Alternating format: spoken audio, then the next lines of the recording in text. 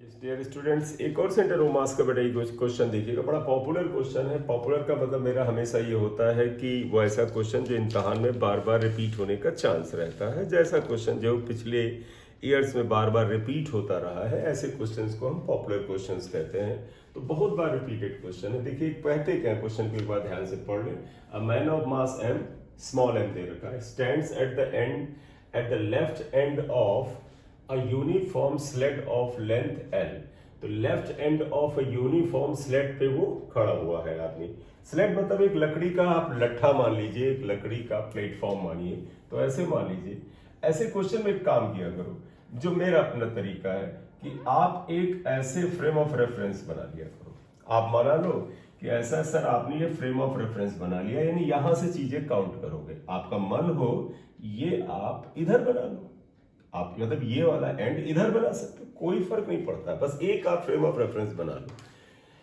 Question में कहते हैं कि एक स्लेड है, तो स्लेड मतलब ये रॉड है, और इस रॉड को इस जो प्लेटफॉर्म है, ये जो फ्रेम ऑफ रेफरेंस है, इसके साथ कांटेक्ट में दिखा दे, यानी कि इसी जगह पर है, ये चिपका नहीं है, रखा है। आप अगर इस वाली फ्रेम ऑफ रेफरेंस जिसे आप वाई एक्सिस कहना है, वाई एक्सिस के लिए मानो इधर बना लो, लेकिन एंड पे ही बनाना, तो हमारे कैलकुलेशन अननेसेसरी नहीं जाते हैं। तो हमने ये एक फ्रेम ऑफ रेफरेंस या फ्रेम ऑफ लाइन बना लिया।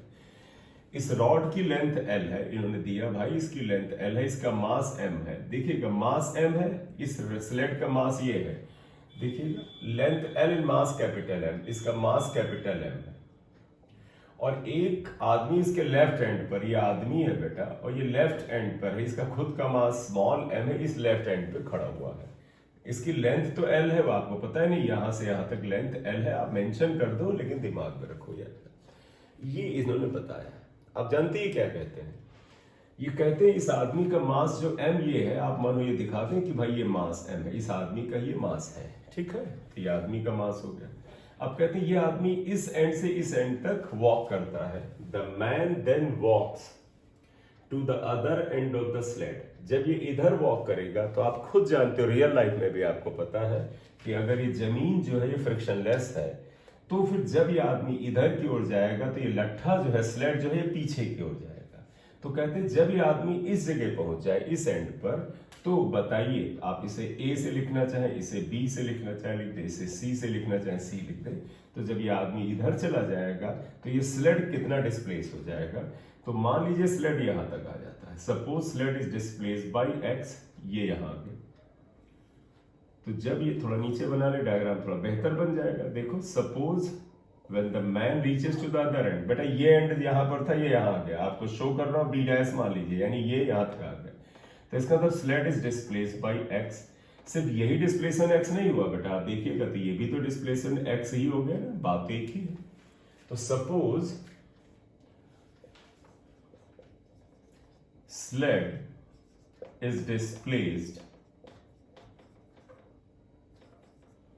by x, x से डिस्प्लेस होता है, लेकिन आदमी कहां गया? आप ध्यान देना, इसका सेंटर ऑफ मास तो मिड में था, मिड में ही रहेगा। अगर आप देखो इसका सेंटर ऑफ मास ये था, थोड़ा यहां तक ऐसे दिखा लेते, तो देखिएगा इसका सेंटर ऑफ मास जो था वो भी ये एक्स आ गया होगा, यहां पर आया होगा, यानी C डैश मान ले, तो इस जगह होगा ये सेंटर ऑफ मास इसका, क्योंकि रॉड तो का सेंटर ऑफ मास तो बदलेगा नहीं, आदमी यहां आ गया। तो आप देखें इसका सेंटर ऑफ मास इस जगह ले लेते, थोड़ा डायग्राम अच्छा बनेगा, ये M। तो भैया जब ये रॉड इधर खिसक गई, इसका तो ये पॉइंट यहां पर आ गया होगा, ऑब्वियसली बात इसकी शिफ्टिंग भी ये हुई होगी। ये रॉड का सेंटर ऑफ मास है, पूरे सिस्टम का नहीं, क्योंकि पूरे सिस्टम में अगर आप ध्यान देना, आदमी यहां पर आ गया और इसका मास ये है। तो रूल क्या है आप बताइएगा? जब आदमी इस एंड से इस एंड तक आएगा, तो जानते हो बेटा, वो जमीन को, जैसे आप जब जमीन पे वॉक करते हैं तो आपके पैर जमीन को पीछे की ओर दबाते हैं, पीछे की ओर खिसकाते हैं, तो इसके पैरों से ये रॉड पीछे की ओर खिसकेगी, यहां आ जाएगी। इस एंड को A लिखा था, तो इसे A डैश माना। तो वास्तव में रॉड जो पीछे गई, ये किसी एक्सटर्नल फोर्स की वजह से नहीं गई, किसी ने बाहर से धक्का नहीं मारा। यहां पर वो स्लेड यानी रॉड या लट्ठा जो भी कहो, और वो आदमी, ये एक सिस्टम का पार्ट है। जब आदमी वॉक कर रहा है, तो जो उसके पैरों से रिएक्शन एक्शन फोर्स लग रहा है वो इंटरनल फोर्स है। तो जब यहां कोई एक्सटर्नल फोर्स नहीं है, तो आपको याद होगा बेटा सेंटर ऑफ मास में, if there is no external force, then position of centre of mass will not be changed. यानी कि इस फिगर में और इस फिगर, जैसे ये फिगर 1 ले ले, इस फिगर 2 ले ले, दोनों स्थितियों में पोजीशन ऑफ सेंटर ऑफ मास नहीं बदलेगा क्योंकि एक्सटर्नल फोर्स नहीं है। तो तुम कहोगे फिर क्या माने? तो इसका मतलब ये हुआ कि मैं जिस ढंग से जाता हूं मैं वैसे ले जा रहा हूं। आप देखिए कई जगह मेथड बदलते हैं, तो आप समझिएगा। आप ऐसा करना, केस नंबर 1 में अगर आप इसका सेंटर ऑफ मास लोकेट करो तो ध्यान से देखिएगा, यहां से इस रॉड का सेंटर ऑफ मास यहां पर है, इस जगह से इसकी लेंथ कितनी है? L का आधा, क्योंकि इतनी डिस्टेंस कितने की होगा? देखो बेटा, ये लेंथ L/2 है और ये आदमी यहां है, इसकी लेंथ यहां से क्या है? L है। और इसका ध्यान देना, ये आदमी का मास है, ये इस रॉड का मास है, इसका सेंटर ऑफ मास कहीं यहां कहीं होगा। आपको अगर दिखाना है तो अगर आप मान लें CM है ये सेंटर ऑफ मास, ये अगर आप मान लें, थोड़ा सा अगर हटना चाहते हैं तो C ये हटा दो, ये B था, ये A था, इस पॉइंट को जहां पर मास था पड़ा रहने दो।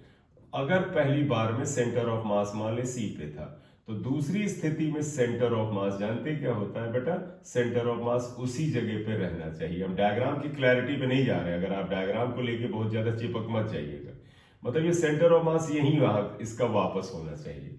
तो यहां पर हम जानते फिर से क्या करने जा रहे हैं, डायग्राम पे बहुत फोकस करोगे तो कई बार गलती होता है। हम ये निकालेंगे कि पहले डायग्राम में अगर सेंटर ऑफ मास इस जगह पे था तो इसकी अगर ये पोजीशन एक्सियम थी, तो दूसरे वाले डायग्राम में सेंटर ऑफ मास अगर इस जगह आ गया तो इसकी पोजीशन x-cm होगी।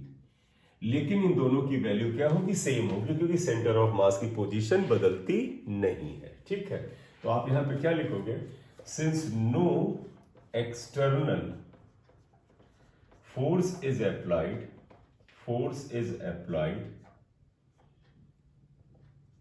hence there is no change in position of centre of mass. Centre of mass की पोजीशन में चेंज नहीं होगा। दैट इज, इसका मतलब क्या हुआ बेटा? एक्सियम जो है, यानी जो पहले सेंटर ऑफ मास था और जो दूसरी स्थिति में एक्सियम है, दोनों की वैल्यू सेम होगी। अब तुम्हें बेटा याद है एक्सियम का फार्मूला? आई थिंक सभी को याद होगा, मैं एक मिनट बता दूं। देखो तुम्हें याद होगा, ये फार्मूला लगा रहे हैं यहाँ पर, ध्यान दीजिएगा। यहाँ पर साइड वर्क अगर मैं कर लूँ तुम्हारे लिए तो तुम्हें याद होगा एक्सियम का फार्मूला क्या होता है?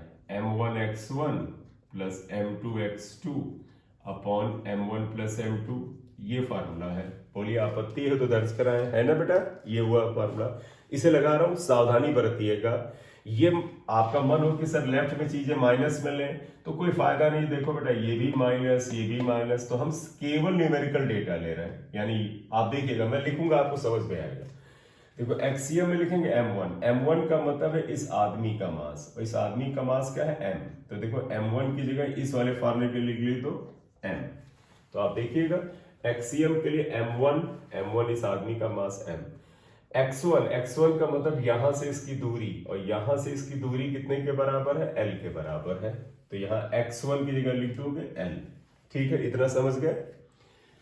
m1 यानी मास ऑफ दिस मैन, और यहां से इसकी पोजीशन कितनी है? ये जितनी रॉड की लंबाई है। फिर है m2 बेटा इस रॉड का मास, वो क्या है? कैपिटल M, और इसका सेंटर कहां पर है? इस जगह, यानी ये दूरी कितने के बराबर है? L/2, तो यानी x2 की जगह L/2 आएगा। तो ये हो जाएगा कैपिटल M, सिंबल में फर्क रखिएगा, ये L/2 upon M plus M, क्योंकि m1 प्लस m2 होता है। अब यही वाला फॉर्मूला इसके लिए लगाओ। देखो नई स्थिति ये है, m1 ये बंदा है यहाँ, इसका मास, तो देखो m1 की जगह मास ऑफ मैन। अब इसकी ये दूरी यहां से यहां कितनी बची? यहां पे देखो L के बराबर थी, यहां पर x के बराबर है, जो कि हमें निकालना है x। और ये आदमी का मास यहां आया, तो आप सभी को पता है रॉड का सेंटर ऑफ मास उसके मिड में होता है। यानी ये m, तो ये जो दूरी है वो कितनी है? ये तो L/2, यानी देखो ये L/2 थी, इतनी है। तो देखो ये L/2 और ये x, तो यानी कि m2 में अगर आदमी का मास रॉड का मास लिखोगे तो दूरी आएगा L/2 plus x upon m plus m, ये आएगा। ठीक है, बस आप इसे सॉल्व कर दोगे, आंसर आ जाएगा। दिमाग में रखिएगा x निकालना हमारा पर्पस है। तो यहां आता है ml plus capital M L by two. ध्यान रखना स्मॉल एम कैपिटल एम है, एक ना मान लेना, नहीं गड़बड़ हो जाएगा। यह आएगा M X plus M L by two plus capital M X, capital M L by two ये कैंसिल हो जाएगा। एक्स निकाला पर्पज है तो यहाँ कॉमन ले लो, स्मॉल एम बेटा small M plus capital M और ये एम एल है।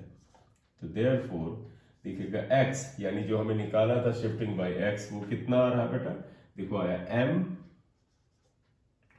L upon M plus capital M, ये वैल्यू आई, आंसर आया। ये कैपिटल एम स्मॉल एम, ये स्मॉल एम, ये आंसर आता है। तो बड़ा ही अच्छा क्वेश्चन होता है, एक बार इसे कर लो, फिर इसमें एक वेलोसिटी से रिलेटेड क्वेश्चन करेंगे।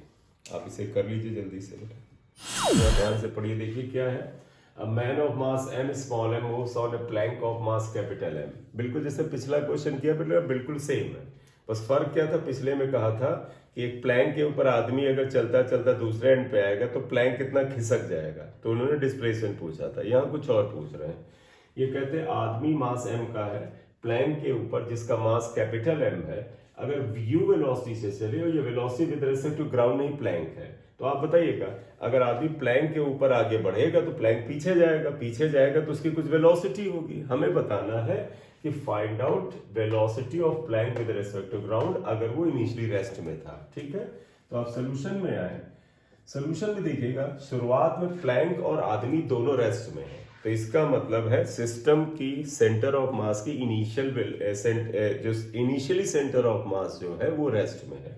तो आप क्या लिखोगे, इनिशियली क्या है, velocity of centre of mass zero है। क्यों जीरो है बेटा, इसलिए जीरो है क्योंकि प्लैंक और आदमी दोनों रुके हुए हैं। जब सिस्टम रुका है उसके ऊपर कोई भी चीज चल नहीं रही है तो velocity of centre of mass zero होगा। अब ये क्या कहते हैं कि आदमी इस प्लैंक के ऊपर चलना शुरू करता है। ध्यान रखिएगा इस प्लैंक का मास कैपिटल एम है, आदमी इसके ऊपर वॉक करना शुरू करता है, आदमी ये दौड़ना शुरू करता है, आदमी की वेलोसिटी u है। ये जानते वेलोसिटी क्या है, विद रेस्पेक्ट टू प्लैंक है, यानी this is velocity of man with respect to plank दे रखी है। ध्यान रखिएगा, पूछते हैं if the plank is initially rest, शुरुआत में ये प्लैंक तो बेटा रेस्ट में था, लेकिन जब आदमी ये इधर भागेगा तो प्लैंक पीछे की ओर भागेगा। Velocity of plank with respect to ground पीछे की ओर कुछ है वो बतानी है, यही पूछा इन्होंने। कहा भैया आदमी अगर इस पे दौड़े तो क्योंकि नीचे बेटा स्मूथ सरफेस है तो प्लैंक पीछे खिसकेगा, इसकी वेलोसिटी जमीन के रेस्पेक्ट में क्या है। तो पहले तो हम ये देख लें, ये velocity of man with respect to plank का। ध्यान रखिएगा सेंटर ऑफ मास की पोजीशन अगर शुरुआत में सेंटर ऑफ मास की वेलोसिटी अगर शुरुआत में जीरो था तो बाद में भी जीरो ही होगा वेलोसिटी ऑफ सेंटर ऑफ मास। क्यों, क्योंकि एक्सटर्नल फोर्स लग नहीं रहा है। आदमी का सिस्टम पे चलना, उसके पैरों से पीछे की ओर फोर्स का लगना वो इंटरनल फोर्स है। ठीक है, तो पहले तो हम ये बात कर लें, देखिएगा velocity of man with respect to plank, जो ये लिखा VMP, ये VMP फार्मूले के अनुसार बताओ बेटा रिलेटिव वेलोसिटी का क्या होता है, VM यानी velocity of man minus VP यानी वेलोसिटी ऑफ प्लैंक। ये बेटा VM किसके रेस्पेक्ट में, ग्राउंड, यानी velocity of man with respect to ground, velocity of plank with respect to ground. ध्यान रखना VPG निकालना है, velocity of plank with respect to ground निकालना है। और हम जब यहां पर सेंटर ऑफ मास की वेलोसिटी निकालेंगे तो वो वेलोसिटी बेटा हमेशा सभी पार्टिकल की वेलोसिटी ग्राउंड के रेस्पेक्ट में ली जाती है। अभी लगाएंगे तो आपको समझ में आएगा। हम यहाँ पर velocity of man with respect to ground चाहते हैं, तो देखो velocity of man with respect to plank ये है। सुनिएगा ध्यान से साइन रूल, अगर ये आदमी दाहिनी तरफ जा रहा है तो इसका तो ये प्लस होगा, ये बाईं तरफ जा रहा है तो ये माइनस होगा। यानी VMP को देखो, VMP को क्या लिख दोगे, प्लस u लिख दोगे, तो ये प्लस u आया। VMG क्या आया पता करना है, VMG पता रहने दो, माइनस VPG क्या होगा, देखो VPG लेफ्ट में है तो माइनस होगा VPG। तो इसलिए अगर आप देखें ये प्लस हो जाएगा, लेकिन हम VMG निकालें that is equal to U minus VPG आया। फिलहाल ये इक्वेशन नंबर 2 आ गई बेटा, आप समझिएगा ये आया। अब आप देखिएगा suppose velocity of plank with respect to ground is VPG. ये हमें पता करना है, ये वीपीजी हम पहले लिख चुके हैं, एक बार फिर लिख दिया। New velocity of centre of मास, अगर हम v डैश cm लिख लें, यानी जब आदमी चलने लगा तो इसके सेंटर ऑफ मास की कुछ पीछे की तरफ वेलोसिटी होगी या आगे की तरफ होगी, जिधर भी होगी वो हम निकालते हैं। वो क्या होता है तुम्हें पता है, m1 v1 plus m2 v2 upon m1 plus m2। जहां पर m1 रखिएगा बेटा, ध्यान रखिएगा, m1 क्या है, आदमी का मास, m2 क्या है, प्लैंक का मास। m1 आदमी का मास, m2 प्लैंक का मास, v1 आदमी की वेलोसिटी किसके रेस्पेक्ट में, ग्राउंड। बस ये ध्यान रखना, ये वेलोसिटीज ग्राउंड के रेस्पेक्ट में ली जाएंगी बेटा, गलती से प्लैंक के रेस्पेक्ट में ले लेना है। देखोगा, एंड v1 कितना है, velocity of what, man with respect to ground, और velocity of man with respect to ground ये है u माइनस vpg, ये है। एंड v2 क्या है, v2 is velocity of plank with respect to ground, ये रखो यहां पर v डैश cm।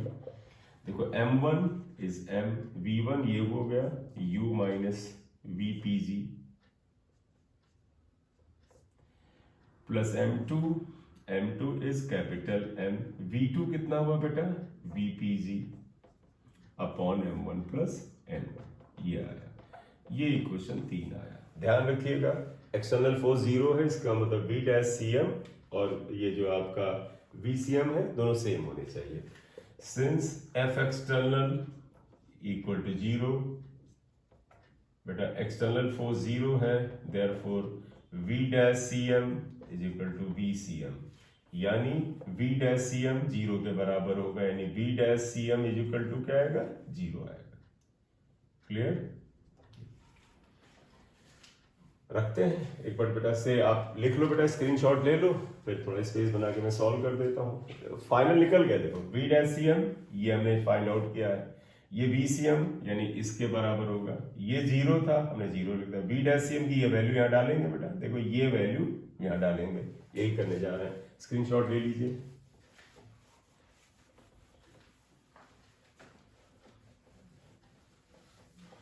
तो देयरफॉर देखिए क्या है, v डैश cm 0 का मतलब है ये m u minus vpg plus capital M vpg upon m plus capital M equal to 0। इसका मतलब mu बेटा ये इधर आके 0 हो जाएगा, ये बचेगा mu minus m vpg plus,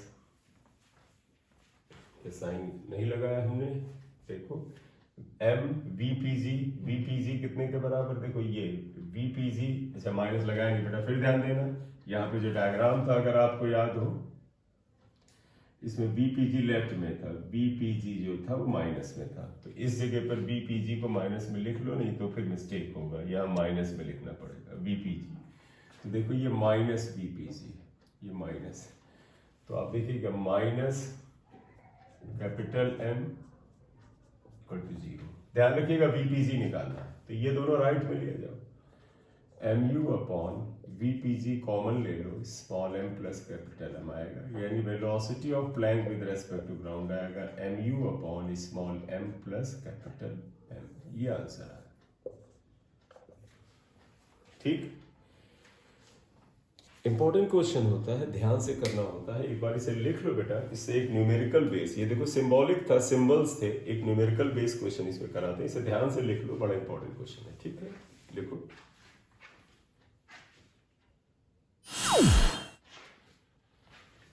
बेटा एक और सेंटर मास पे सवाल देखिएगा जिससे प्लैंक से रिलेटेड है, देखिएगा, a child of mass 4 kg stands on a plank of mass 40 kg। तो बच्चे का मास क्या है, 4 किलोग्राम है, और जो प्लैंक है उसका मास 40 है, which is at rest on a smooth surface, यानी शुरुआत में प्लैंक वगैरह जो है वो सब रुका हुआ था, बच्चा भी रुका था शुरुआत में। इफ द चाइल्ड वॉक्स, तो इफ अ चाइल्ड स्टैंड्स, पहले दोनों देखो खड़े हुए थे, रुके हुए थे, child walks at speed 10 meter per second with respect to plank. तो अगर हम सोल्यूशन में आए तो ध्यान रखिएगा, velocity of child with respect to plank 10 है, और ध्यान रखना जब हम इसमें सेंटर ऑफ मास, ध्यान रखना ये क्वेश्चन बेटा law of conservation of linear momentum से भी होते हैं, जो पिछले मेथड में भी बता सकते थे। यहां मैं उस मेथड को भी बता दूंगा, क्योंकि न्यूमेरिकल में किसी मेथड को लगाते न्यूमेरिकल डेटा में आपको आसानी होती है। तो देखिएगा ये velocity of child with respect to plank है, तो तुम्हें पता है हम velocity of child with respect to ground निकालना चाहेंगे। तो आप लिखिएगा वी सिंस करके चाहे लिख दीजिए, सिंस देखो velocity of child with respect to plank, plank अगर VCP लिखो तो ये होता है VC यानी velocity of child minus velocity of plank with respect to ground, with respect to ground understood है। देखो C पहले आता है माइनस P, लेकिन ग्राउंड के respect velocity of child with respect to plank 10 दे रखा है। एक डायग्राम बना ले, थोड़ा आपको अच्छा आइडिया मिलेगा। देखो एक प्लैंक का मास कैपिटल M 40 है, बच्चे का मास स्मॉल m ले लो, या चलो M1 ले लेते हैं, M1 ये M2 ये 4 है, और ये जो velocity of child with respect to plank 10 है। तो इन्होंने क्या पूछा है, find the velocity of plank with respect to ground. तो आपको पता है बेटा अगर बच्चा इधर जाएगा तो ये प्लैंक पीछे की ओर जाएगा, तो velocity of plank with respect to ground तुम्हें पता करना है। और बेटा ये माइनस में होगा, क्योंकि ये अगर ये राइट में जाना, अगर हमने प्लस साइन देखो +10 लिखा तो ये माइनस लेना होगा। तो यहाँ रखिएगा velocity of child with respect to plank 10 है +10, velocity of child with respect to ground की हमें आवश्यकता होगी, क्योंकि वेलोसिटी हमेशा ग्राउंड के रेस्पेक्ट में ली जाएगी। वेलोसिटी ऑफ प्लैंक को आप लिख दो -VPG, क्योंकि ये माइनस है। तो आप देखो VCG जो आ जाएगा 10 - VPG आता है, फिलहाल ये मिला। तो आप समझिएगा velocity of child with respect to ground मिल गया है, velocity of plank with respect to ground में मिल गया है। तो आप यहाँ पे क्या लिखोगे, इनिशियली बेटा वेलोसिटी ऑफ सेंटर ऑफ मास 0 था।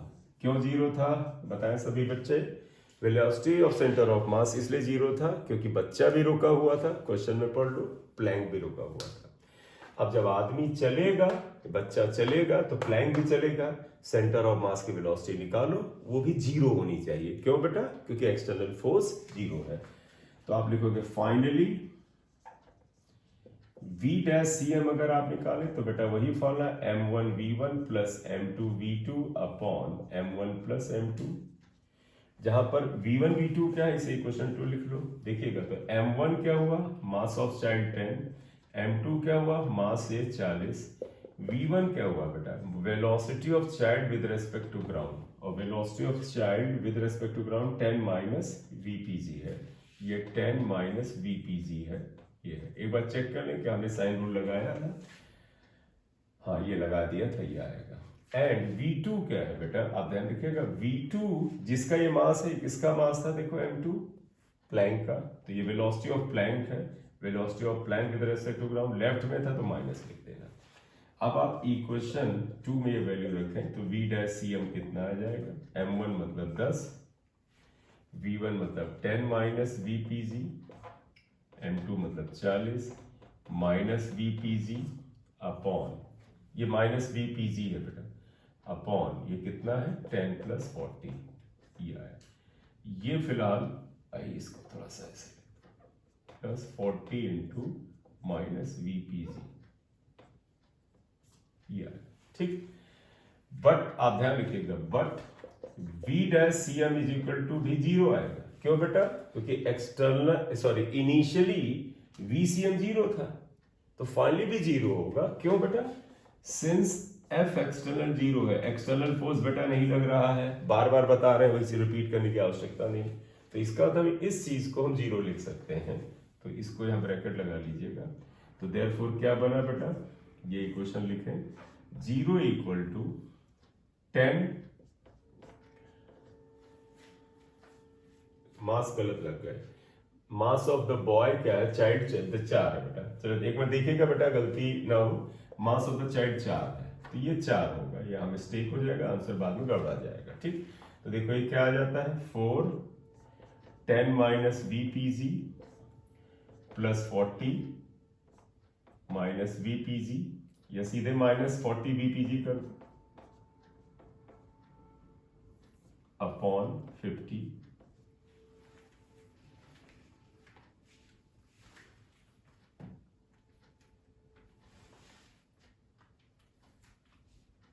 चलिए एक बार देखिएगा कैलकुलेशन, हम ये चीज फिर बता दें। देखो but V dash C M zero होना चाहिए। क्यों जीरो होना चाहिए? क्योंकि इनिशियली सेंटर ऑफ मास की वेलोसिटी जीरो थी, और अगर बच्चा उस पर चलना शुरू करेगा तो एक्सटर्नल फोर्स जीरो होता है बेटा। जब किसी सिस्टम पे कोई एक्सटर्नल फोर्स नहीं लगता है तो उसके सेंटर ऑफ मास की वेलोसिटी में परिवर्तन नहीं होता, यानी V dash C M initial velocity V C M के बराबर यानी जीरो होगा। इसी के अकॉर्डिंग हम ये कर रहे हैं। देखो ये सिंप्लीफाई करो और वी सी एम को, वी डैश सी एम को जीरो रख दो। अब थोड़ा यहां मार्जिन ले लो, आइए सॉल्व कर डालिए, देखिए क्या आता है। तो ये बेटा इधर आके जीरो हो गया, 40 4 VPG 40 VPG इक्वल टू 40, ये 4 और 40 माइनस से लिख दो, 44 VPG इक्वल टू 0, ये राइट में ले आओ, 44 VPG इक्वल टू 40, तो इसलिए VPG is equal to 40 by 44, 4 से डिवाइड करें 11, VPG यानी velocity of plank with respect to ground 10/11 आएगा। तो आंसर 10/11 मीटर पर सेकेंड। बड़े अच्छे सवाल होते हैं, आप इन्हें एक बार कर लें और खूब आते हैं, और अगर आप प्रिकॉशन बरतेंगे तो फिर बड़े आसानी से आंसर भी इनका आ जाता है। ठीक है बेटा। Good evening students. एंड मैं ये कहूँगा कि आप अपने जानने वाले स्टूडेंट्स जो हैं, आपके फ्रेंड हों, जो लोग ऑनलाइन क्लासेस करने में इंटरेस्टेड हों, उनको चैनल सब्सक्राइब करने के लिए कहें, और आप जब वीडियो देखें तो उसके साथ लाइक भी कर दिया करेंगे। Thank you.